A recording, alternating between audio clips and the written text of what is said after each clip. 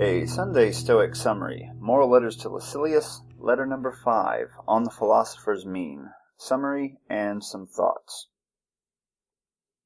When you are improving yourself through the study of philosophy, don't show off by wearing ratty clothing and living an extremely minimalist life. This will actually scare away the very people we're hoping to help. It is better to live in a moderate way, but in a similar way to those around you, but to be a different person on the inside. Maintain a higher standard of life, not a contrary standard to those around you. Live well, but don't seek extravagance. It is the same to treat an earthenware plate like silver as to treat a silver plate as an earthenware plate. It is impossible to live according to nature by intentionally torturing the body. Philosophy calls for plain living, not for penance. Guests should admire you more than your possessions. Here, Seneca takes a side note and discusses other things. Fear and hope are ideas that are chained together. They both come together as a package. Both belong to a mind that is stuck looking far into the future. Beasts avoid the dangers they see and forget about the ones they've escaped, but humans tend to worry about those they've escaped and the ones they may or may not see in the future. Endeavor to live now. Train the mind to live in the present. The present alone can make no man wretched. So what can we get from this reading? The title is On the Philosopher's Mean, like the average. We're trying to walk this straight path. We're not going to be too excessive, and we're not going to live too much like a hermit. So, when improving ourselves, we don't want to show off by wearing crappy clothes and being a weirdo. We don't want to drive off the very people we're trying to help in life by seeming to be very odd. So we don't want to dress weird or act really weird. We want to live like the people in the society that we reside in. So we're appearing the same on the outside, except maybe we're living, without extravagance. So we're living moderately in the society in which we live, but we're working on being better people inside than the average person around us. That's what we're shooting for. So he says that we can live well, but not to seek extravagance. So we're not trying to live like a monk, and we're not trying to live like a billionaire. It's the same to treat a clay cup like a gold cup as it is to treat a gold cup like a clay cup. So they're both cups, right? You can have either way, you can have both as a Stoic, as long as you acknowledge that it's just a cup for drinking and it might be lost or stolen someday. That's the important thing.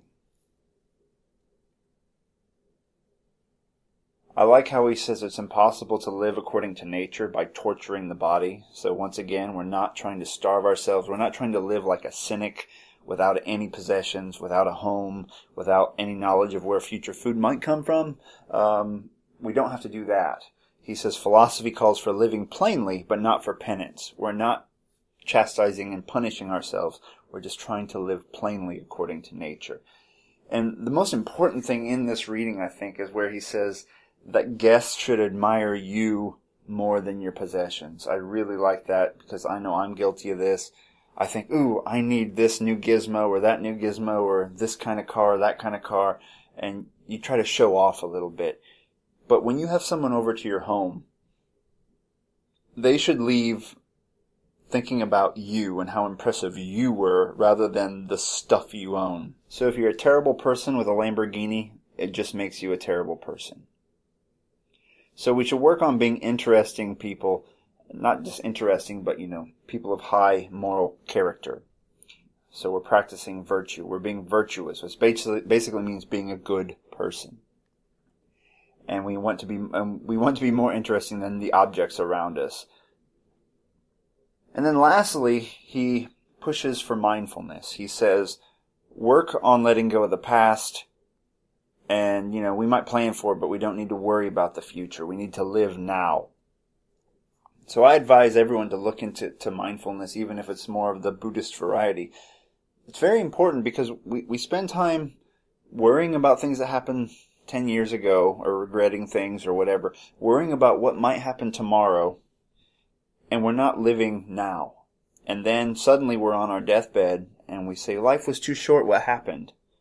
Well, you never once stopped to live. You were always in the past, or you were in the future. You can only live in the present. You can only practice virtue in the present. The past is gone. Fate has spoken. The future may or may not even happen. You can live now, not tomorrow. Carpe diem. Like the show? Help support the Sunday Stoic by rating us on iTunes. Volunteer to read, suggest content, or send comments to sundaystoic@gmail.com. And podcasting is expensive. To help support the show, you can use our email to donate through PayPal, sundaystoic@gmail.com. Thanks, and carpe diem. My time is my time, and my mind is my mind. Wisdom, justice, temperance, and courage I'm trying to find. There are few things in this world that I can control.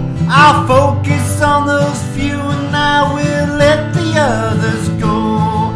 And when the world rises up and seems to keep me down, I'm reminded it's just my view of things and I turn it all around. 'Cause my time is my time and my mind is my mind. Justice, wisdom, temperance, and courage I'm trying to find. Virtue is the supreme good. Happiness will soon follow.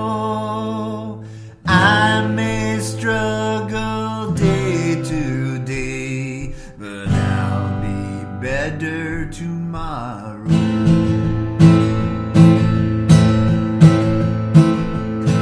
I despise wealth, I despise death, I despise fame too. 'Cause anything that fortune can bring, she'll take away from you. I keep a stone